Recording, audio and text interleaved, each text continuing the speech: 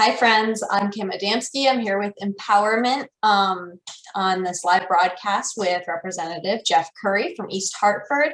MPowerment is a group that meets on the second and fourth Tuesdays of the month to meet other folks. It's for young gay and bi men, so to meet other people, form social connections, learn about stuff. Today we're going to learn about navigating politics as an LGBTQ person, and talk with Jeff about his experiences.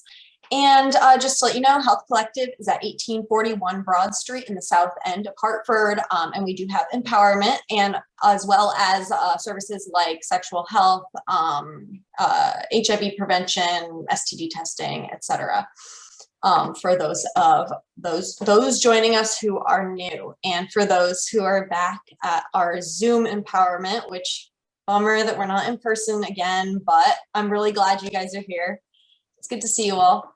Without further ado, I'm going to have Representative Currey introduce himself. Thanks, Kim. And first and foremost, anybody and everybody just call me Jeff. Representative Currey is entirely way too formal, and also the title of my mother when I was little. So Jeff it is. Thank you, Kim, and everyone for being here this evening. As she said, I'm Jeff Currey, state representative. I represent parts of three communities: East Hartford, my hometown, South Windsor, and Manchester. I am currently in my fourth term. Our terms are 2 years here in Connecticut. We are technically a part-time legislature, but if you ask anybody who actually does the job and does it well, they'll tell you that it's actually more of a full-time gig. But in addition to this part-time job, I am also a member of the faculty over at Goodwin University, where I oversee a SNAP employment and training program, providing free certification and degree courses to those who are receiving SNAP benefits here in the state of Connecticut. While in the legislature, I currently serve on three of probably the most major committees: education, appropriations, which is the budget writing committee, and the judiciary committee. Fortunately in those, I can touch a lot of the issues that impact our community, and try to provide additional supports and resources, and a lot of money typically to be able to help organizations such as the one hosting us this evening. Prior to the legislature, I served on the East Hartford Board of Education for 6-7 years, where I finished up my term there as the chairman of the board. So education has always been kind of a passion of mine, and so I've been able to continue that work in the legislature as well. I kind of fell into this gig. It's kind of, some people come from a family of doctors, lawyers, teachers. I come from a family of politicians. My grandmother was the first female Senate clerk in the state of New York. My dad was elected to office in 1982, and ever since then, there's always been at least one Currey in office. I think I knocked my first door at the age of 3. I'm not sure I had much of a choice at the time, but I did it anyways, and just kind of progressed from there. I did not initially plan to do this, although I kind of always thought I would do this. My degree actually is in musical theater. I'm a song and dance boy. Throw me on stage with a pair of tap shoes and I will compete with the best of them. But it's actually, it's funny, not funny, how much of that training actually comes in handy being in the legislature and working and sometimes dealing with certain individuals and certain personalities. I had a professor who would start every class with us kind of laying on the floor and making us repeat over and over, let it roll off onto the floor, let it roll off onto the floor. And I can't tell you the number of times I have just said that in my mind while staring blankly at another human. Now with masks on, I kind of sometimes often say it, or at least mouth it, and nobody actually knows what the hell you're saying anyways, so get away with that. But I think it's good to be able to have a conversation like this so that we can obviously increase representation, hopefully increase participation. I am one of only 2 openly gay members in the General Assembly. That's in the Senate and in the House. And in a state like Connecticut, that is ridiculous. There were 3 of us, but unfortunately Senator Kasser down in Greenwich decided to resign earlier this year. And so that left just the 2 of us, myself and Representative Allie Brennan, down in the Danbury area. But even though there's our caucus of 2, we are a mighty caucus. I would challenge any other state in the country to show and to prove that they have done more for LGBTQ rights, at least over the last 6 years, 7 years that I've been there. Our queer agenda has been hard and heavy every single year, and we've been able to get a lot done simply because of, we're fortunate we live in a state like Connecticut where we're not the deep south, where there isn't that kind of intrinsic hate that many people have for our community. I mean, there's haters, they're over there, but we definitely have enough support from a majority of the folks to be able to get the work done that we need to get done to better support our community.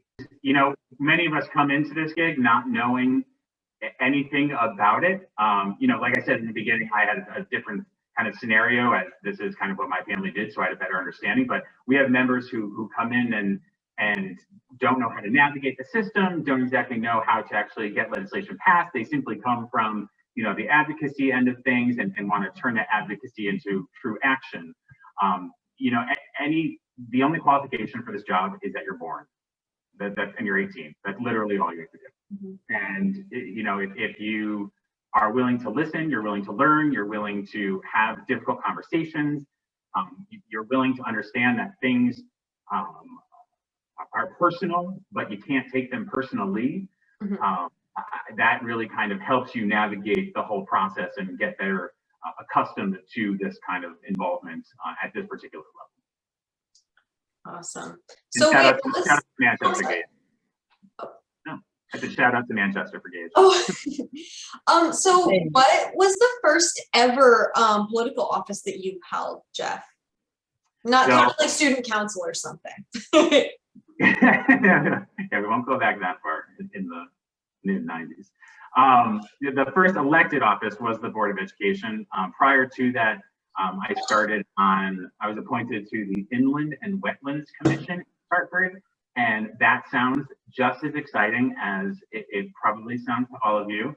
Hey, don't knock that. My dad was on my town's Inland Wetland Commission, and now I know a lot about wetlands. Yeah, it's things you never thought you would know about. I mean, that's actually just like the legislature too. I mean, I'm dealing with an issue in South Windsor that talks about beetles. I've never just said beetles so much in my entire life. But yeah, no, I started on inland wetlands, kind of paid my dues, learned the process. Process is huge. You have to be able to know how meetings run, how minutes are taken, all those little things. I think people sometimes take for granted. I'm a huge process person, and I think that kind of is partly due to some OCD maybe, but things are supposed to be done a certain way, and I will fight to ensure that they kind of continue on in that manner. So in the Wetland Commission, to the Board of Ed, to the state legislature. Awesome.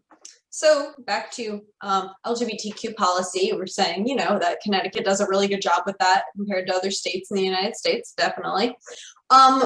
In the recent past, what do you think are some of their biggest successes with LGBTQ rights? I mean, obviously past, legalizing gay marriage. That was a while back now. Which we just simply call marriage. Yes, we do. So it is the first big one that I was able to do, and I did this along with Senator Bai, who was one of our other openly gay legislators at the time. The ban on conversion therapy. It's not something that is necessarily super pervasive here in the state of Connecticut, but just knowing that if there was the ability for this to occur, we definitely needed to get something on the books to prevent that from happening. So the ban on conversion therapy, we did the HIV youth prevention legislation, which allowed youth to access the preventative meds PrEP and such to without parental consent, because what we found is that while there was a downturn in HIV cases in New England, Connecticut is actually the opposite, where there was an uptick at the time that we did this legislation. And so we saw the need to get some of this done.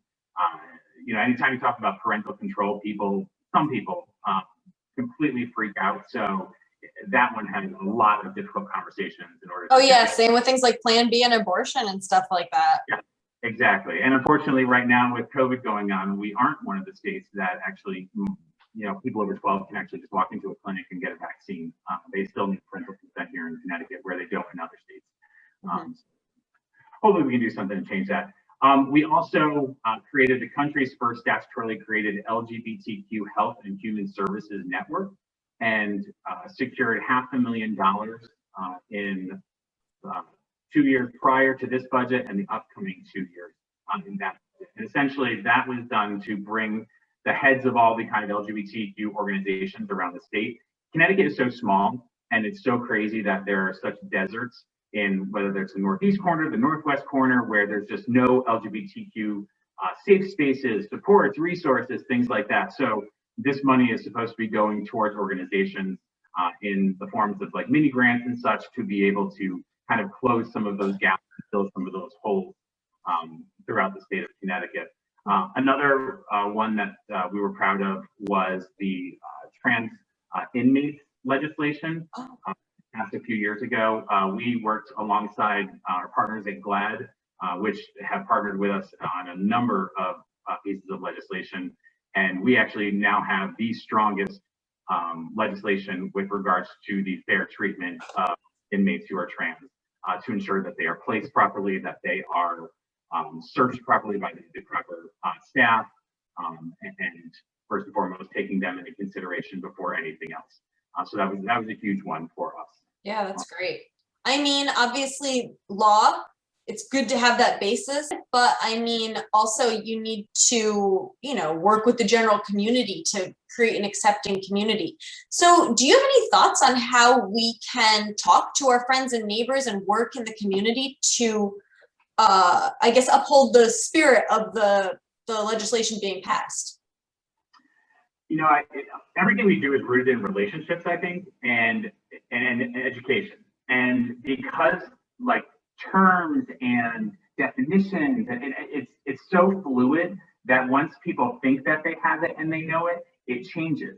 And I think people need to just accept that that's how it's going to be, and that it's a matter of just continuing that education, continuing that conversation to then hopefully wind up with that continued acceptance that you're going to see that will then, at least in my world, translate into some sort of legislation to, as Gabe said, with regards to the medical providers, we legislate what training needs to get done. And so if that means we create a bill that says, medical providers must go through X number of hours of training specific to, all of the trans health benefits and whatever the case may be there, then that's what we'll do. So I don't want you to think it's too far gone to think that legislation can be done. I'm happy to work with you on that. If you want to get in touch, we can definitely get that together and move something forward. With regards to the trans athlete bill, so, I think we talk about the two young students. I like to think it's more about their parents. And yes, the students have some angst over the fact that they weren't the winner and maybe they didn't get to go to a state championship. But first of all, in track and field, you get accepted because you're fast and your time, not because you got first place. You can get first place in Connecticut and be the slowest person in the country. Like that does not matter. And so these people are just so out of their mind over this issue.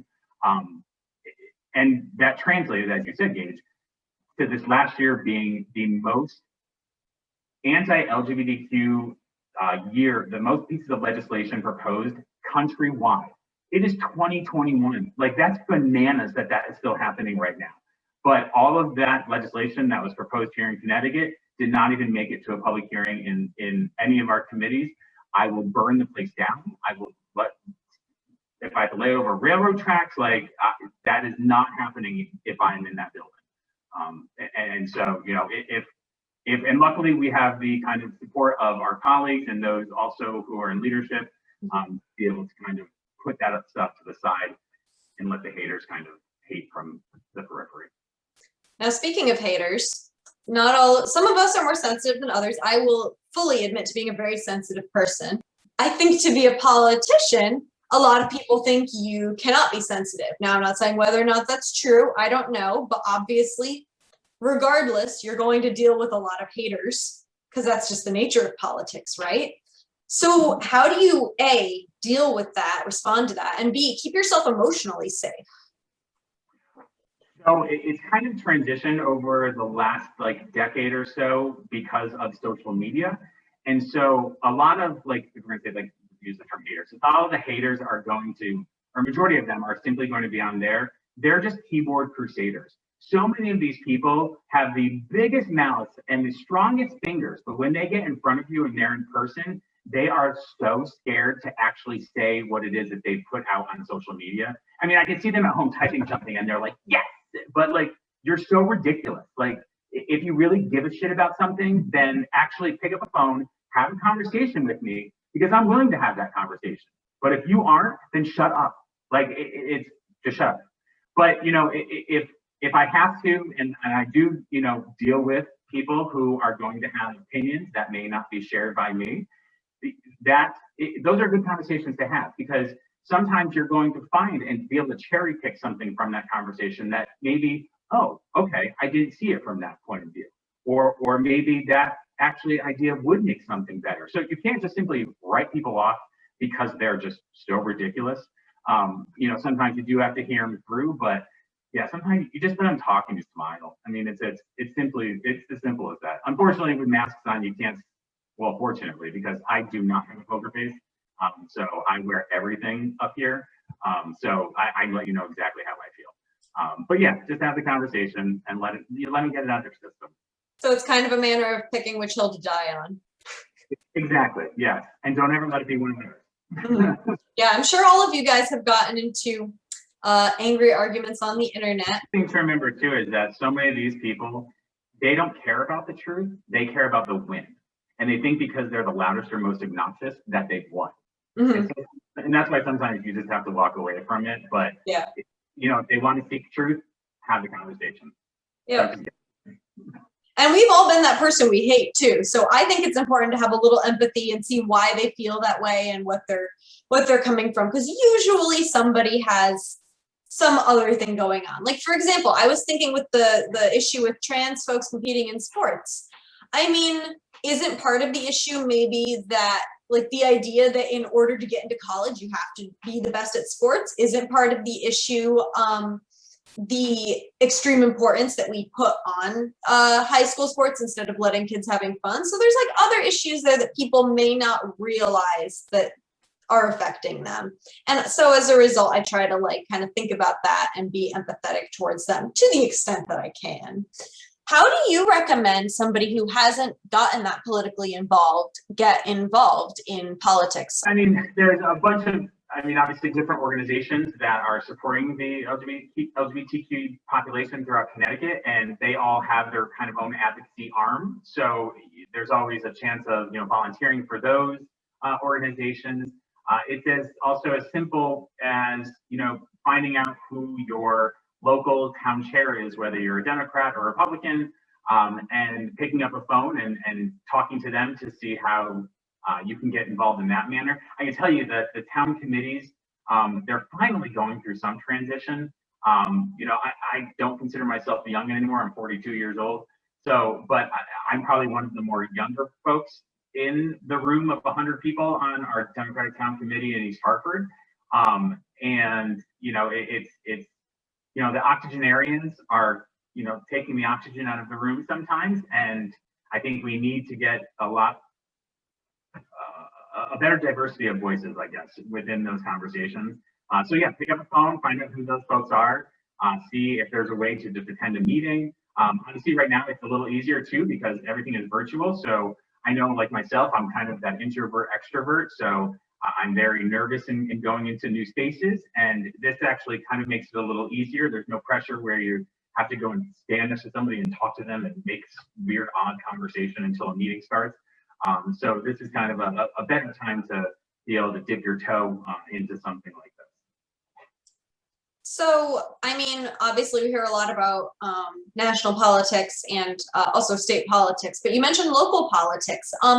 What kinds of things get dealt with at the local level, and why do you think it is important to be involved in local politics? Yeah, local politics is where you can actually see the change. And I know that's cliche to say and everybody says that, but that's legit, like Bible. And at the state level, like we make these massive laws that impact over 3 million people, and And you don't always see that on the day-to-day, but here at the local level, it's, even if it's as simple, I mean, people bitch and complain about like a pothole. Like if you can get a pothole fixed, like that means the world to some people. You know, on the board of ed, if you're helping to shape curriculum, if you're, you know, you're actually hiring new teachers, you're hiring superintendents, you're actually the one making the decision and deciding who's going to help shape your community. And so when they start doing that work, you kind of can sit back and recognize your part in that process. Mm-hmm. And it's even down to like the commissions that we were just talking about. Every town has a number of these commissions, whether it's in the fine arts, whether it's the inland wetlands, whether it's planning and zoning, any land use committees. So there's always something for someone's level of interest. It's just a matter of being able to find that and want to take the initiative to get involved. In Connecticut, especially, local politics is very different. We're 169 little fiefdoms. Anywhere in the country, we'd be like the size of a metro area of Dallas or LA. It's almost ridiculous that we have 169 little kingdoms that all want to do it their own way. It gets us into trouble. It keeps us from progress. You know, it's a lot of the not in my backyard bullshit. It's you know, conversations that people don't want to have about sharing of resources. I mean, I'll tell you, when I was on the board of ed, we tried to share, and I won't call out a town, with a neighboring town. It was simply a bus to go to a magnet school. And the response that I received was, you're too urban for us. Like, ooh, really, you don't want to share a bus? Like, come on now. So it's such crap, the stuff that we have to go through, and the lack of the ability of wanting to share resources. But, you know, the conversation that's dominated the news lately is a lot of like the crime wave that's going on, and blaming all the juveniles, which, by the way, only 30% of car thefts are done by juveniles. The majority is done by grown humans. I like that stat, and I'm going to use it on people. Yeah, and you know, we were at a forum the other day, and a woman from Glastonbury came over because she gave this huge speech about sharing resources. And I looked at it, I go, I'm calling bullshit on you. She's like, what? And I was like, you sit here. I go, you didn't care. And my colleagues was like, you don't care when this was happening in our community. And it's just like the opioid epidemic. Nobody gave a shit when it was happening in the cities. But once it started creeping into lily white communities, everybody all of a sudden started to care. Yep. And it's unfortunate that that's what it takes, but that's because we're 169 stupid little fiefdoms. So if we kind of regionalize or put counties back together, we probably have the ability to make a whole lot more progress than we have. That's not to say that we haven't made progress, but we could probably do a whole lot more. Sorry, I just got the first time I ever like drove someplace where they actually cared about counties, I was like, what is this strange world? Right. But most places do. So, okay. So you talked about like calling your local politicians, et cetera. What are some effective ways that constituents and voters can influence Connecticut politicians, at least? Obviously, voting is a big one. What are the best ways to do that? Yeah, we're held accountable every 2 years in our position. You can vote me out, you can vote me in. You're in the district, that's your choice. I make my case. If you agree with it, fantastic. If you don't, we'll move on. And you know, my position, whoever is in it, is going to do the job after I'm gone. So I'm not, you know, everybody can be replaced essentially. But for constituents, it's important that they make the connection to their local leaders, to their state representatives, their senators. You know, I will tell you, in my district, I don't get many emails from constituents. Whereas I know colleagues down in, let's say, Fairfield, get hundreds of emails in a given week. I also, like, especially when COVID started happening last March and people were freaking out and they weren't sure how to do this and that, it was funny to hear that communities that are a little bit more privileged than East Hartford definitely had much more of a reach out to their legislators to figure things out. Whereas I like to think here in East Hartford, as well as Manchester, Southlands are maybe a little, we're resilient people. Like, we know how to handle our shit. When we get into something, like, we know how to fix it. We know how to basically work through it, push through it, because we know there's no other choice. But it shouldn't always be on the person. Someone's always going to need help, and people shouldn't be ashamed, scared, whatever it is, to actually pick up a phone or send an email. You know, we're responsive, we're ready and waiting. And as soon as we get a request, we're happy to jump on it and help and see it through.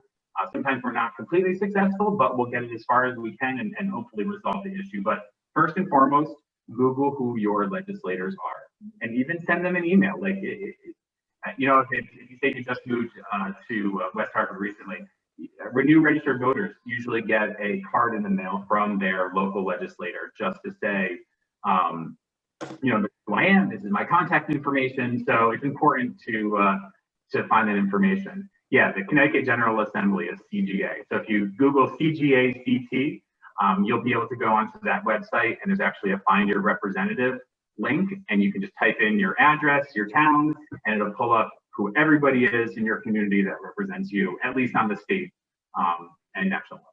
What about running for office? I know that that's like kind of a big, scary sounding thing. I mean, it kind of scares me. I'm not doing it, but. Yeah, I mean, like I said, anybody can do it. You're over the age of 18, you can run for office. You know, there's obviously a process of being nominated by your local town committees. You can always petition your way on, but especially being a representative of the community. You know, when I got into this originally in the state legislature, I listened to too many people who were concerned that I was going to be the gay legislator, and that's what I would be seen as. And so, unfortunately, not that I hid it. I mean, I was gay as the day is long, but it wasn't what I led with. And I mean, I even had colleagues who, a year or two after I was there, when we were doing the conversion therapy ban, come up and say, you know, I didn't even know that you were gay. To which I just laugh and say, well, I should have hit on you more often. And, you know, but I had a conversation, and I'll never forget it, about 2 or 3 years into this job. And it was myself, a buddy, and one of his friends who was a Black woman. And we were talking about this, and she just looked at me, put her drink down, and she called my bullshit. And she said, listen, when I enter a room, I can't leave my Blackness. So why should you get to leave your gay shit? And I said, you're 100% right. And literally, ever since that day, literally, it was like a switch went off. And I mean, it's not like I'm coming out with a pride flag as a cape every single day, but it's not something that I hide. I mean, the amount of legislation that we have done for this community and that we've had to kind of be very outspoken about, you know, people know that we're here. We are going to fight for our community. We're going to defend our community, but getting additional people to be a part of that in the elected kind of world, it is important. And, you know, we don't see enough of the candidates, I think, who feel comfortable in some of the communities to get involved. Because, yeah, I mean, while, you know, we're typically called a blue state, we have plenty of red pockets. And those communities, you know, may not be as accepting. And so that's going to sometimes keep you from wanting to take that step. But, you know, I tell anybody, take that shot. And if you feel that somebody is going to kind of hold you back or do something to slander that campaign or anything, you have folks like myself and my colleagues who are always ready and willing to step up, come down, and be able to help out however we can. We may not completely agree on everything. We may not necessarily support the candidacy, but we're going to do everything we can to ensure that there's more representation. I mean, a few years ago, in one of the legislative election years, we had more Republican gay men running for office than we did Democrats. So, I mean, that shows you, and they didn't win, but we did.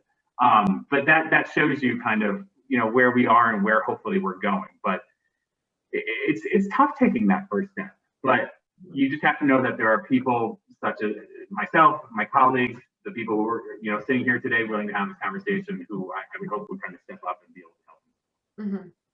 So just briefly, what is how do you even get nominated by the committee? Like, you can't just like walk into their office one day and be like, hey, can I run? Yeah. I mean, you could, but. Yeah, you could. So, yeah, I mean, so every 2 years, the town committees, whether it's Democrats or Republicans, come together, and by state rules, so it's a little bit different. So I represent a number of towns, whereas some people represent one town. So mine is different, whereas there's a handful of people from each of the communities, depending on how much of that community I represent, and they become delegates. Mm-hmm. And those 13 people will decide my fate. So I have to essentially beg them for their support. I don't say beg, I mean, I need to garner their support, we should say. And, then when it comes time for them to actually placing into nomination, that process happens and you then become the endorsed candidate. Right now, you're probably hearing about a lot of that going on in your local communities because we're in a municipal election year. And if there's somebody who doesn't agree with that, they have every right to come out in primary. It's a matter of getting enough signatures determined by your town to get yourself on the ballot to be able to put it to the voters for them to decide who they want to ultimately represent them come November. All right, gotcha. Nice and simple. Yeah, no, but that's good information. I feel like a lot of people really think running for office is not attainable, but people obviously do it all the time. We have people in offices. Yeah, and I do want to give a plug. So Connecticut is also very, very fortunate, especially here at the state level. So, members of Congress, they have time allotted in their calendars every single day where they get shoved into a cubicle and they're making calls to raise money. It's a nonstop hamster wheel. They're constantly raising money to keep themselves in their position. Mhm. At the state level, we have, they had campaign reform 2 decades ago, I think it is. So we have the Citizens Election Program. So everybody essentially has to raise $5,000 from their districts and the towns they represent. Once they meet that threshold, the state then hands us each a check for essentially $30,000. And then that evens the playing field so that anybody can have the opportunity to run for office. And it's no longer, your cisgen white rich dude lawyer and doctors who think that they can determine everything for the world. And it's really diversified, our chamber, at least here in the state of Connecticut. So we're very fortunate in that manner. And so that's also another, kind of barrier that kept people from running. So I think when people hear that, they become a little bit more interested in wanting to get involved because of how easy it is now. Yeah, that is actually really good to know. I didn't know that. If you want to contact me, my email is kim.a@hglhc.org. My number is 860-278-4163, extension 111. I am Kim Adamski, HIV prevention specialist. And Jeff, how can people get in touch with you, whether it's about wanting to tell you what to do in their district or about questions? Yeah, for anything at all. It's Jeff.Currey, so JEFF.CURREY at CGA, Connecticut General Assembly, .ct.gov. Or you can always reach me on 860-528-8822. Thank you so much for taking the time to talk to us, Jeff. Yeah, absolutely. My pleasure. All right. Have a great night. Take care, everyone.